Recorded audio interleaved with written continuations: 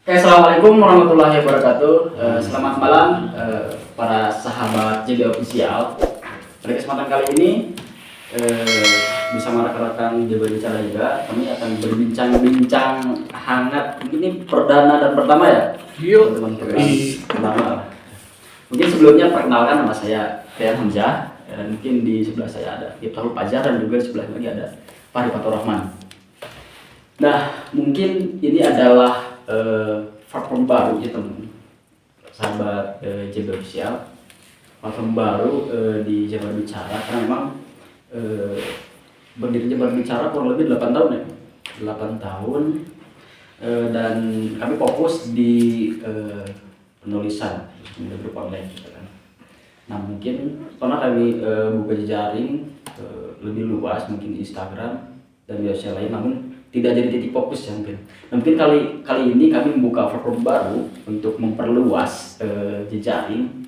Salah satunya mungkin Instagram, Facebook, Twitter, dan juga channel YouTube. Nah, mungkin itu yang salah satu mungkin channel YouTube yang kami garap kali ini, yang nantinya mungkin ini menjadi salah satu wadah, sebutlah ruang publik gitu kan ya, untuk menyuarakan hal-hal yang bersifat baik itu mungkin sebutlah pengaduan gitu atau seperti apa, pengaduan kepada polisi. Masyarakat yang memang memiliki problematika, contoh seperti misalkan kasus-kasus yang memang masyarakat sendiri, sebetulnya masyarakat itu ingin untuk menyuarakan tersebut, namun mereka terbatasi oleh mungkin tidak ada keberanian, atau memang masyarakat itu sendiri takut dan sebagainya. Kan banyak hal seperti ya, banyak ketika masyarakat, contoh mereka punya suatu kasus atau menjadi korban, terus mendapatkan suatu intimidasi, terus mereka pun tidak bukan tidak mau, tidak berani untuk speak up. Nah, gitu. Dan kami hadir di sini untuk menjadi ruang publik gitu kan, menyuarakan masyarakat, mengungkap fakta-fakta yang terjadi gitu ya, mengungkap kasus Sambo. Nah, gitulah kira-kira. betul. Saat ini kan isu-isu sosial ataupun orang yang menjadi korban, baik itu dari kekejaman rezim ataupun juga dari kekejaman birokrat, sering terjadi dan banyak terjadi. Yes. Tapi kemudian mereka tidak punya ruang untuk berbicara, sehingga ini sebagai pengalaman pertama ya, bahwa kemudian kenapa akhirnya Jabar Bicara itu hadir di platform YouTube. Selain untuk menginformasikan terkait dengan fakta atau terkait dengan kejadian yang terjadi atau peristiwa yang terkini, dengan platform ini juga Jabar Bicara ingin hadir bagi masyarakat untuk bisa bersuara di ruang publik. Kita bawa suara mereka ke ruang publik, tidak hanya sebatas bersuara di jalanan gitu kan, atau hanya sebatas suara lewat toa saja gitu, mungkin ya, sehingga ada gitu. Nah, tapi kemudian masyarakat bisa bersuara di media sosial. Hari ini kan mereka sudah bersuara lewat media sosial, tapi melalui akun-akun pribadi. Mungkin kawan-kawan mungkin bisa melihat lah bahwa para pemangku kebijakan, mereka hanya akan mendengarkan suara dari lembaga-lembaga yang dianggap mereka sah, gitu kan, OKP, Ormas, baru mereka dengar, gitu. Tapi kalau bersuara secara pribadi, kemudian dia tidak punya nama nih, gitu kan, atau masyarakat biasa, atau kalau petani ya petani biasa, mereka tidak tergabung atau tidak terkoneksi dengan kelompok-kelompok tertentu. Ini jarang didengar oleh para pemangku kebijakan. Nah, kemudian Jabar Bicara hadir untuk mereka, gitu kan. Tidak hanya menyuarakan lewat kita saja, atau tidak hanya menyuarakan lewat lewat kita saja, tapi mereka pun hadir untuk bersuara, gitu.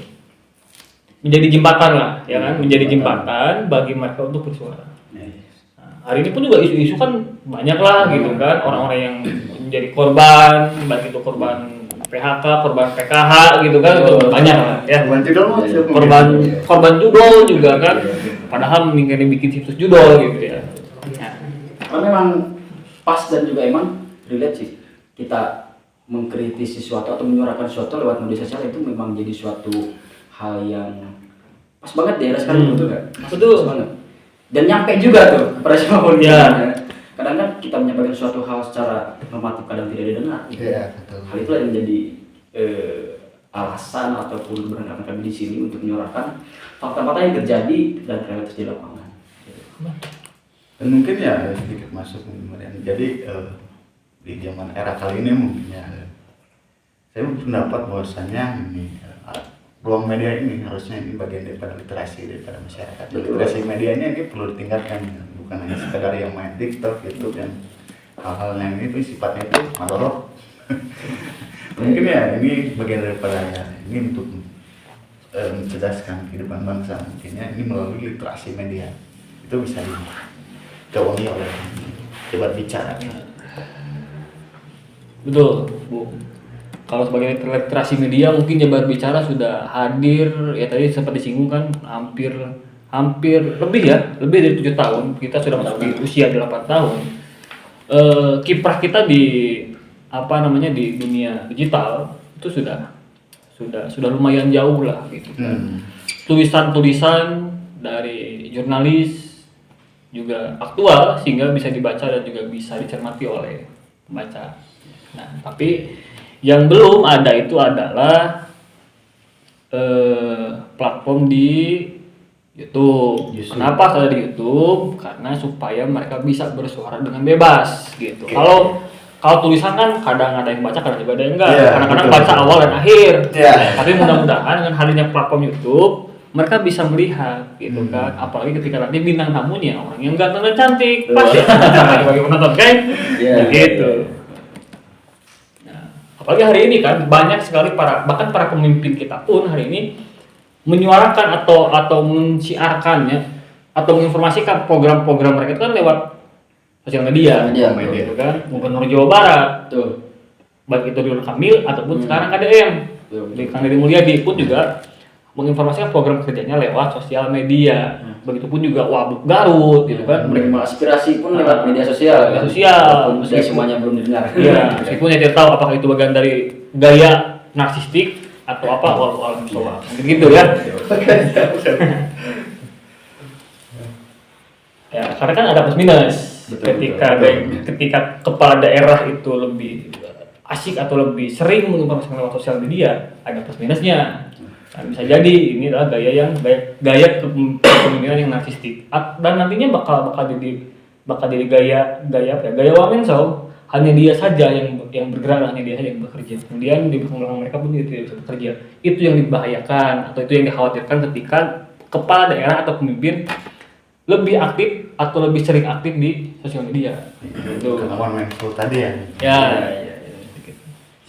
Oke, seperti itu mungkin sahabat JB Official. Nah, mungkin suatu hal yang harus digarisbawahi oleh sahabat-sahabat JB Official dan juga masyarakat dimanapun Anda berada.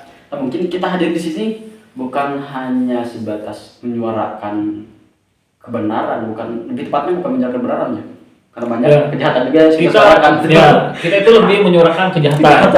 Menyuarakan kejahatan, artinya menginformasikan kejahatan gitu. Aku salah tangkap ya. Jadi lebih menyuarakan fakta-fakta yang terjadi. Nah, seperti itu.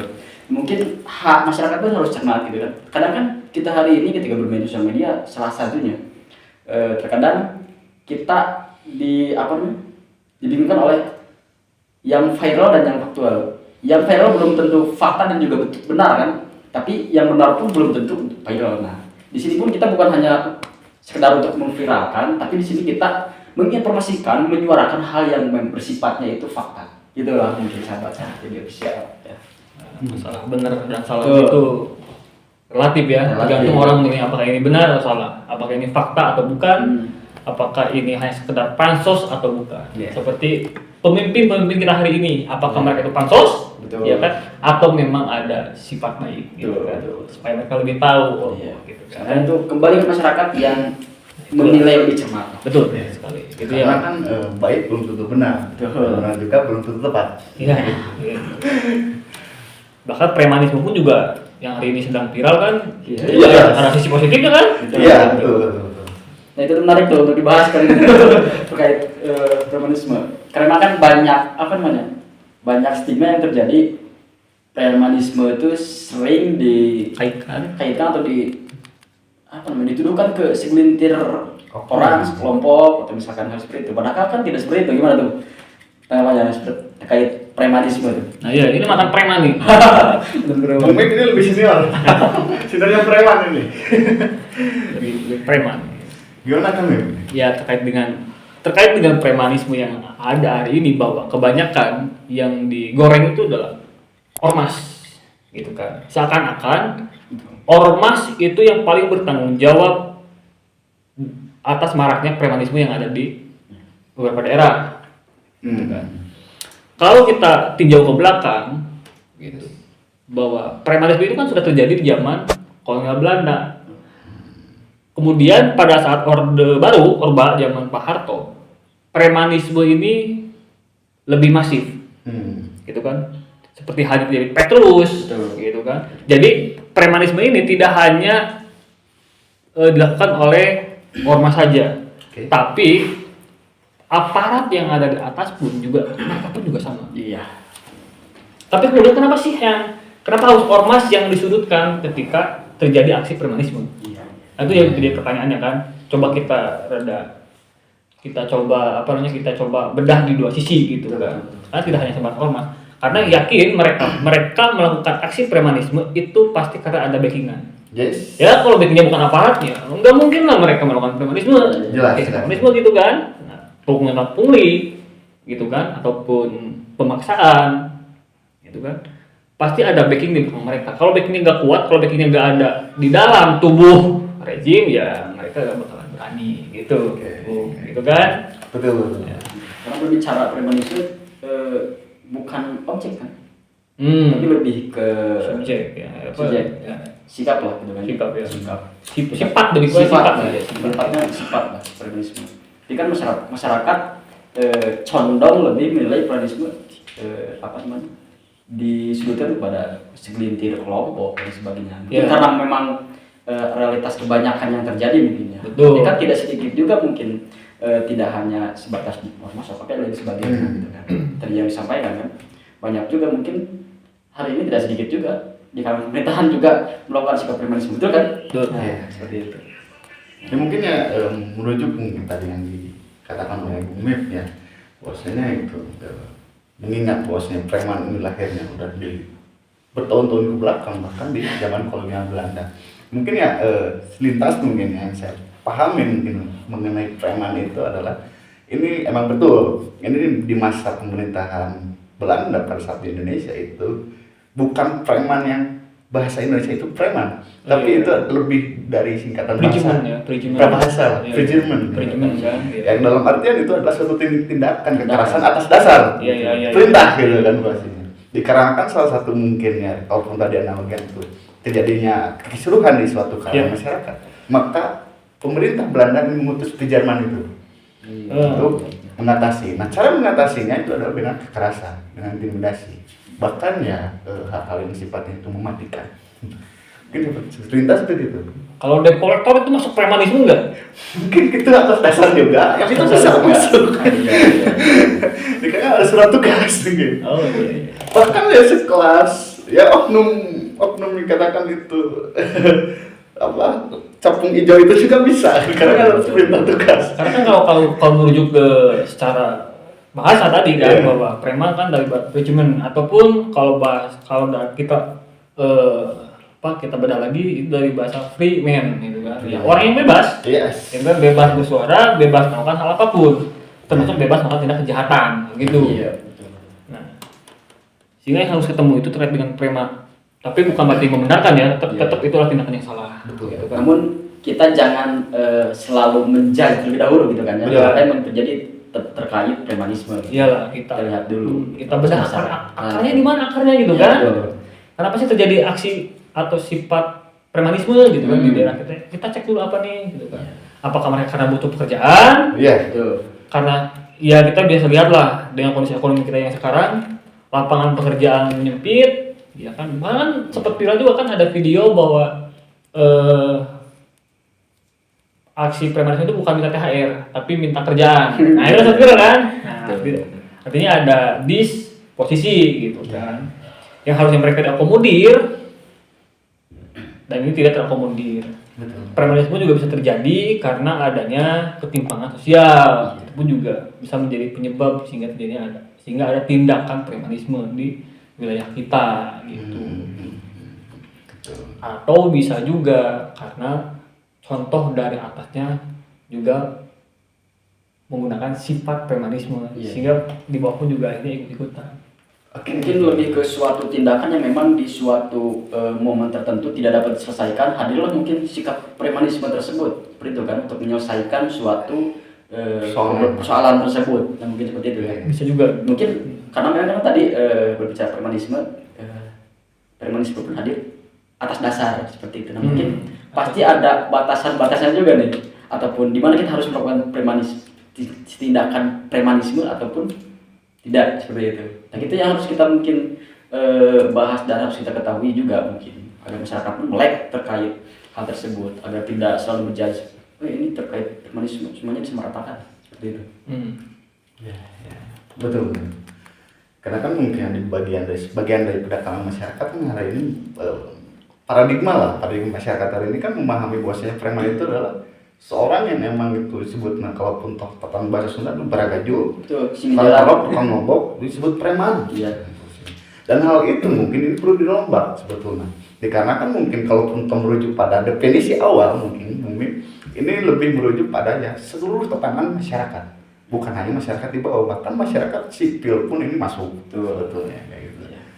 Dan hal ini mungkin ya yang perlu dievaluasi juga dari tatanan pemerintahan juga. Saya yakin ini ada segelintir, tapi yang tadi atas dasar apa gitu. Berarti kalau atas dasar maka dibenarkan. Nah, kayak gitu. Bahaya tuh bro. Ya bahaya. Dan hal itu yang perlu dimelekan oleh masyarakat ini. Mungkin atas dasar dan hal ini pun sikap penunjuk tangguh bisa disebut seperti itu atau tidak?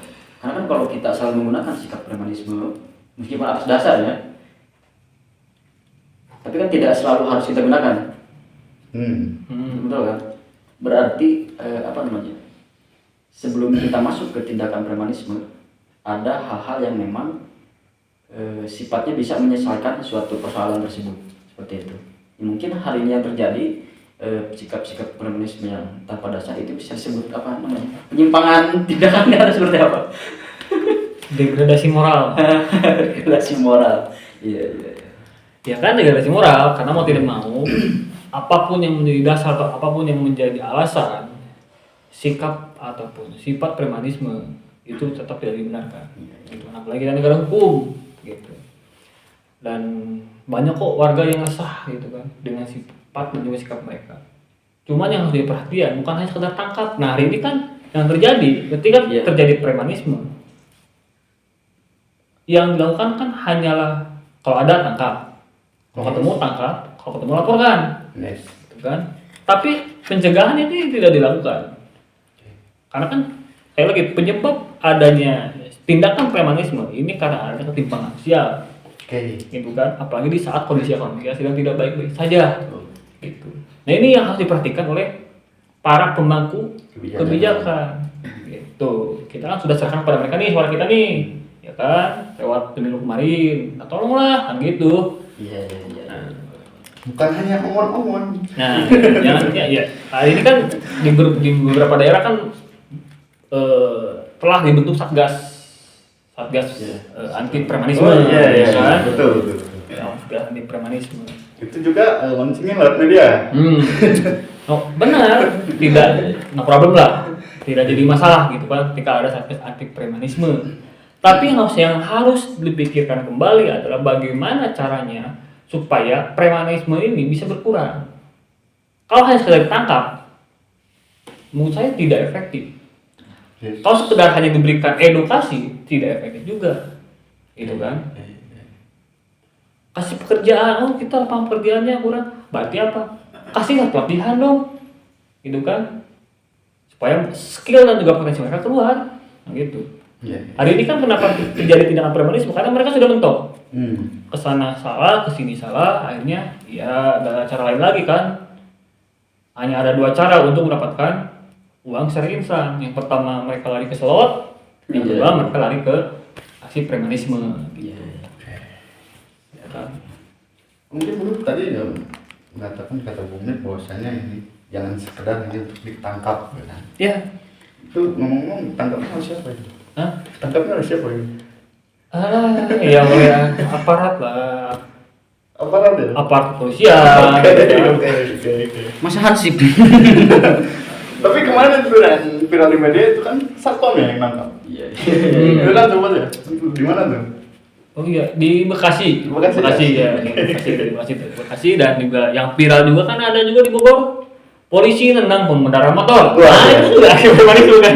Luar biasa. Mungkin itu tidak atas dasar juga. Ya. Itu ya. Dan Nah, itu premanismenya. Nah, cukup lah gitu. Makanya saya takut dengan preman. Iya. Mungkin preman. Tapi kemudian gini Pak, maksudnya gini, kalau memang ada cap bahwa orang ini preman, kita cari dong sisi positifnya, gitu kan? Kita simpan dong di posisi yang mana, posisi yang tepat gitu kan? Posisi kan posisi yang tepat, sehingga kemampuan mereka sebagai preman ini bisa bisa diakomodir atau bisa dimanfaatkan untuk hal-hal yang positif. Gitu kan. Gubernur Jawa Barat juga belum lama ini dia pernah bilang ketika pertemuan dengan Syakur dan juga Putri di channel YouTube-nya berbicara bahwa preman pun juga ada manfaatnya gitu. Yes. Gitu kan. Berarti tinggal cari itulah yang dimunculkan, bukan hal-hal negatifnya saja. Gitu. Hari ini ya kayak lagi itu udah karena ada disposisi, ada kesalahan posisi gitu kan. Ya begitulah sahabat dengan preman gitu. jadi official. Namun yang harus digarisbawahi, kali ini kami bukan membenarkan sikap premanisme ya, bukan membenarkan, tapi kami lebih memberikan suatu pandangan lah terkait premanisme. Bahwasanya memang kalau kita lihat ke akar-akarnya, sikap premanisme ini hadir atas dasar dalam menyelesaikan suatu persoalan. Setelah mungkin persoalan tersebut tidak dapat diselesaikan dengan penyelesaian yang seharusnya seperti itu. Namun kan kita pun tetap harus waspada, jangan sampai walaupun kita punya dasar untuk melakukan sikap premanisme, tapi jangan sampai hal itu diutamakan dalam menyelesaikan suatu persoalan. Karena hal tersebut juga kan bertabrakan dengan hukum. Ya, jadi waspadalah. Oh iya, saya kemarin baru baca bahwa salah satu yang harus dibenahi ini adalah memperketat terkait dengan izin atau mengevaluasi izin pendirian ormas. Gitu kan. Harusnya tambah lagi dong. Apa tuh? Pengawasan terhadap para aparatur pemerintah. Kan udah ada. Pertanyaannya jangan tidak gitu loh. Ya, kan bebas ya, bebas bicara kan. Nah, jabat bicara kan, saya jabat ya bicara kita. Kan bicara kasus ya bicara juga sama kan. Kan kita yang berbicara. Iya, bebas. Gitu. Apalagi nih Bu? Apalagi nih bro, selain dari tadi kan ada putri apa? Preman. Lagi di preman, terus juga tadi terkait dengan gaya kepemimpinan, terkait suara masyarakat, apalagi nih gitu kan yang harus kita bicarakan nih bro gitu kan. Terkait dengan jabat bicara hadir di platform baru nih gitu kan. Ya mungkin untuk masyarakat sendiri mungkin tentunya ya, jangan takut lah gitu, jangan takut untuk menyuarakan hal yang memang harusnya disuarakan supaya seluruh masyarakat dimanapun bisa mendengar gitu.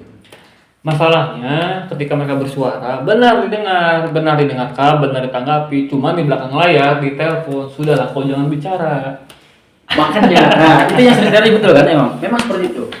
Contoh kasus terjadi, contoh korban misalnya. Contoh korban bullying atau kekerasan seksual. Oh iya, kekerasan seksual Iya. Pastilah yang terjadi contoh misalnya seorang anak terjadi kekerasan seksual misalnya oleh teman tetangganya atau misalkan.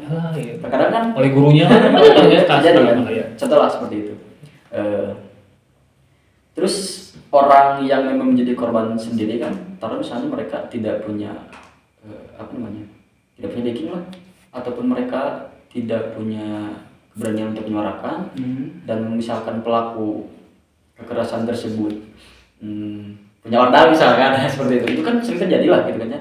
Terus mereka pun tidak punya korban tersebut hanya bisa iya dan memang sudahlah kayak gitu kan. Makanya kami di sini hadir untuk menyelesaikan hal seperti itu contohnya gitu kan ya. Jangan takut, kita hari ini kita kawal meskipun mungkin apa yang kami suarakan itu yang bisa kami bantu, meskipun setidaknya mungkin tidak bisa kami kawal secara hukum dan memang secara terus menerus, ternyata setidaknya kami bisa menyuarakan kepada publik bahwasanya ini nih yang terjadi dan para pihak bisa mendengar dan bisa mendukung gitu kan, seperti itu. Tapi bisa dikawal sampai ke mananya? Bisa dikawal sampai tuntas. Iya. Karena nanti kita gunakan koneksi kita gitu. Kita kan akan angkat bareng-bareng. Misalkan ya kan, karena kan banyak lah orang yang terkena pelecehan seksual gitu kan, Papai, mereka tidak berani untuk speak up. Ada dua kemungkinan. Yang pertama mungkin karena malu, gitu kan. Yang kedua memang karena ada intimidasi. Betul. Teror kan terjadi kan itu. Gampang kan kalau yang malu tinggal pakai masker. Iya. Kalau ada intimidasi gitu kan, Lapor polisi. tinggal polisi gitu kan. Masalahnya. Kalau susah lapor pemadam kebakaran. Iya betul. Luar biasa. Ya terkadang kan mohon maaf ya, kadang hal seperti itu kan ada juga yang memang mungkin ini tidak menyamaratakan ya. Ada misalkan yang terjadi udah lapor, udah ke berbagai pihak, tapi kan kadang juga tidak dengar, cuman hanya sebatas iya dan sebagainya. Bukan tidak didengar, tapi ada prosedur. Nah, ada prosedurnya. Jadi harus lewat tahap A, B, C, D sampai Z gitu kan. Nah, Baru kembali lagi ke A. Jadi lapor ke panggilan kan akhirnya. Ya, makanya dalam menyampaikan suatu kritis ataupun suatu publik itu yang paling pas ya lewat seperti ini ya. Kayak siapa tuh yang kritik bupati di mana? Si Yudo kalau salah kan langsung sampai itu kan ketika seperti kita gitu kan. Yang pas banget. Karena kalau kita kritik secara normatif, pelan-pelan pas supir, ya yang dikritik juga ngantuk gitu kan. Mungkin ya mereka mungkin punya dua telinga, tapi ya belum kita pastikan mereka itu mendengar dengan penuh. Betul. Seperti itu. Mendengar dengan penuh. Dengan penuh. Mendengar dengan penuh lewat telinga kiri. Iya. Kanan pakai headset. Itu kan. Termasuk juga gini Bung ya. Selain dari menyuarakan terkait dengan tadi ya korban intimidasi gitu kan. Di sini juga menjadi ruang bagi para UMKM yang belum grow gitu kan. Mereka bisa bersuara di sini gitu. Apa sih yang jadi keluhan mereka gitu. Oh iya betul. Itu juga bisa kita suarakan. Karena kan hari ini yang dianggap atau yang dipandang oleh kementerian itu hanyalah UMKM yang sudah grow gitu kan. Nah, gitu. Tapi UMKM yang masih merintis ini kadang jarang dilihat. Betul. Itu kan jarang dilihat. Yang mendapatkan bantuan promosi, artinya bantuan itu bukan hanya sekedar nominal tadi ya. Betul. Bantuan promosi untuk disimpan di display gitu kan, untuk disimpan di e-commerce gitu kan. Nah ini hanyalah UMKM yang sudah memiliki nama. Sedangkan UMKM yang belum memiliki nama kadang ini luput dari perhatian. Betul. Nah, Jabar Bicara pun juga bisa hadir untuk membantu mereka supaya Grow up. Nah saya juga ya mungkin orang-orang yang mempunyai kreativitas menghadirkan produk-produk lokal yang memang ini perlu didukung, perlu promosikan kepada masyarakat agar tahu ini nih kita sebetulnya punya hal yang memang orang lain belum tahu. Betul. Banyak kan UMKM daerah lah ya, khususnya kan UMKM daerah kan mereka masih belum punya nama gitu kan. Mereka pun juga masih bingung, kita mau nge-branding tapi lewat mana gitu. Sedangkan pemerintah itu hanya melihat atau hanya memperhatikan UMKM yang sudah punya nama, Betul. yang sudah besar, Iya. yang sudah punya mobil, Iya. yang omsetnya sudah di atas 100 juta, gitu kan. Sedangkan UMKM seperti Cimol gitu kan, seperti Sedangkan Cilok, UMKM. ya, gitu. Seperti Cilok itu kan tidak, itu luput dari perhatian lah. Gitu. Iya. Nah, padahal kan yang sering disuarakan oleh para pemimpin kita adalah UMKM. Oke, siapa tuh kemarin yang kampanye yang UMKM? Wah, banyak lah ya, termasuk ya Wabuk Garut itu kan UMKM kan. Dan mungkin ya itu juga perlu kita sadari mungkin ya bahwasanya UMKM ini bukan hanya sekedar PR untuk bagi tatanan pemangku kebijakan, juga harus perlu kita suarakan sebagai masyarakat bawah gitu. Betul. Supaya ini merata gitu kan. Kalau hanya sekedar pemerintahan ini yang memikirkan, sedangkan masyarakat yang di bawahnya tidak memikirkan, ini bakal tabrakan nanti. Betul. Sehingga ini perlu kita dorong juga mungkin untuk Harus dong. para pedagang-pedagang ini lebih semangat mungkin. Betul. Supaya kedepannya ini ya bisa kebeli Pajero. Kalaupun tadi sebutkan itu yang dipandang mungkin Iya. yang di atas rata-rata mungkin secara penghasilan itu di atas Iya. 100 lebih. Harus kita dorong dong. Betul. Jangan betul. juga dorong ya. Iya. Sekelas info mungkin ya, saudara mungkin ada saya di Jepang itu karena nggak ada cimol di sana, dia itu bikin. Ternyata bahan-bahan untuk membeli cimol, bikin cimol ini kalau dirupiahkan hampir 180.000. Bu. Iya. Itu di Jepang. Kita di Indonesia ini dengan modal 5.000 saja udah dapat. Dan hal itu kan ini bisa jadi inovasi lebih mungkin ya. Karena kan mungkin negara lain mah tidak punya hal ini. Betul. Kita punya. Betul. Kayak gitu. Betul. Apa sih yang tidak kita punya gitu kan? Emas kita punya, tambang kita punya, minyak kita punya, apa yang kita tidak punya? Rempah-rempah kita punya gitu kan? Yes. Cuma pada akhirnya sekarang ini udah punya siapa? Ya mungkin begitulah. Memegang prinsip bahwasanya tidak ada rotan kayu bakar terjadi. Ya. Betul. Tidak ada rotan, kayak bakal pun jadi. Kalau ini salah, tidak ada rotan, kayu jati pun jadi. Gitu. Tapi terjadi ya penebangan ini banyak. Terbangan pohon, berubah menjadi perumahan, banjir di mana-mana, ada gunung habis dikerik gitu kan, dikeruk gitu kan, gunung habis dikeruk. Tidak ada pertamax, pertalit. Walaupun dioplos. Dioplos pakai minyak kelapa. Seperti itu lah. Rupa-rupa warnanya lah Indonesia. Ya itulah bahwa kemudian ya banyak harapan mungkin dari publik kepada media. Khususnya ya media-media pers, media-media yang selalu menyuarakan apa yang menjadi keluhan dan apa yang menjadi keresahan dari masyarakat. Jadi tanggung jawab sangat besar. Betul. Gitu kan. Mungkin ya mudah-mudahan sih dengan hadirnya pembaru kita kan ini bisa jadi jembatan bagi mereka. Isu kan banyak, itu isu baru sedikit. Kita itu baru sedikit, tidak bahas tuntas. Ya kalau kita bahasnya ke depannya di episode kemudian itu masih banyak isu-isu baik isu nasional, baik itu isu regional, isu daerah itu masih banyak gitu. Kemudian ya satu lagi sih harapan ya anak muda juga ini kemudian jangan sampai luput terhadap isu-isu yang ada.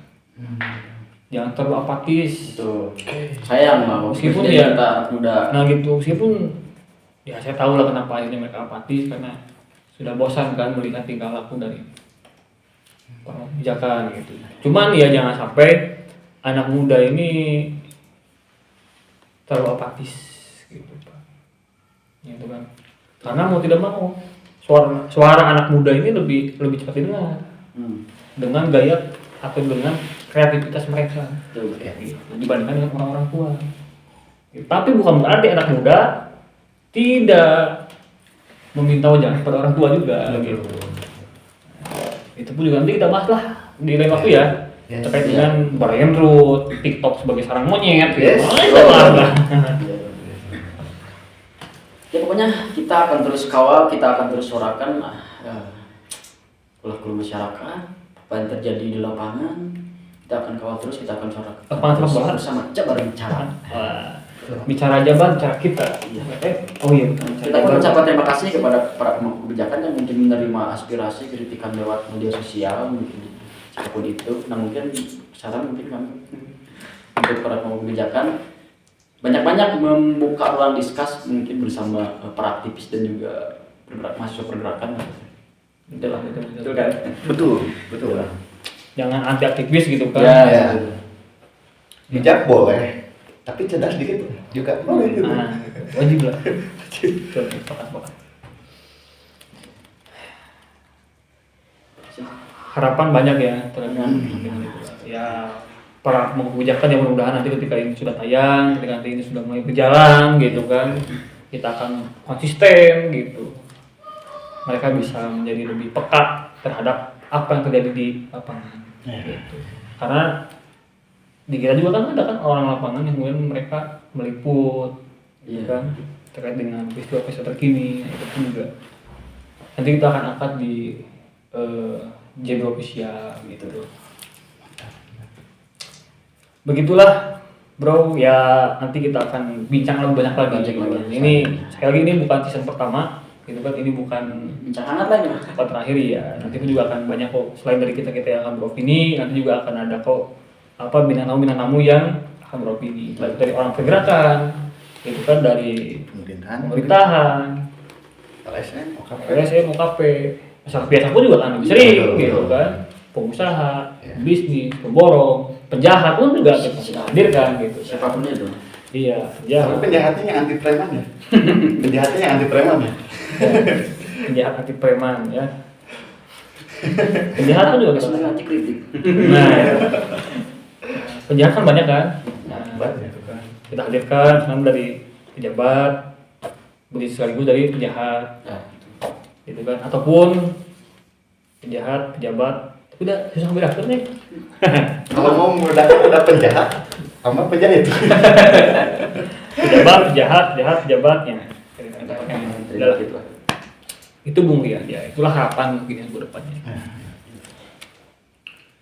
Oke, itu mungkin sahabat JB Official dimanapun Anda berada. Mungkin kami pun mengajak seluruh masyarakat dimanapun Anda berada yang ingin bergabung mungkin di podcast kami. Kami pun membuka ruang lebar-lebar gitu, untuk menyuarakan hal yang memang ini menjadi baik itu keluhan ataupun misalnya saran ataupun kritik apapun itu. Kami buka ruang di situ. Bisa hubungi lewat ini ya, lewat kotak surat. Bisa lah di sini. Kotak surat. Di JB Official gitu. Jangan lupa juga mungkin kedepannya kita akan tayang terus di channel YouTube JB Official. Kita akan Lebih update ya. Ya, banyak mengundang tamu nanti untuk banyak berbincang di sini. Gitu. Itu mungkin bincang hangat pada kesempatan kali ini. Nah, ini mah prolog lah, bincang hangat lah di dunia. Dan ini pun juga kita akan sering kok seperti ini kan. Kita akan sering seperti ini. Nanti penonton ataupun masyarakat yang ingin komentar, itu kan, nanti kita akan respon kok. Jadi kita akan kumpulkan komentar itu, kita bahas, gitu kan. Kita bikin opini, gitu. Kita akan lebih sering seperti itulah ke depannya. Seperti yang kita bicarakan di awal tadi ya, karena kan ini berbicara realita dan fakta. Yang muat kebenaran itu seperti apa. Jadi itu pun ya, Jabar Bicara ini membuat wadah. Jabar Official ya. Iya, JB Official. JB Official. JB itu Jabar Bicara. Jabar Bicara. Kalau nggak bicara ya bukan Jabar. Sigri. Oke, mungkin sahabat JB Official, sampai ketemu di lain waktu. Ikuti terus mungkin channel JB Official. Jangan lupa di like, comment, and subscribe. Oke, gitu. Subrek. Itulah, terima kasih. Assalamualaikum warahmatullahi wabarakatuh.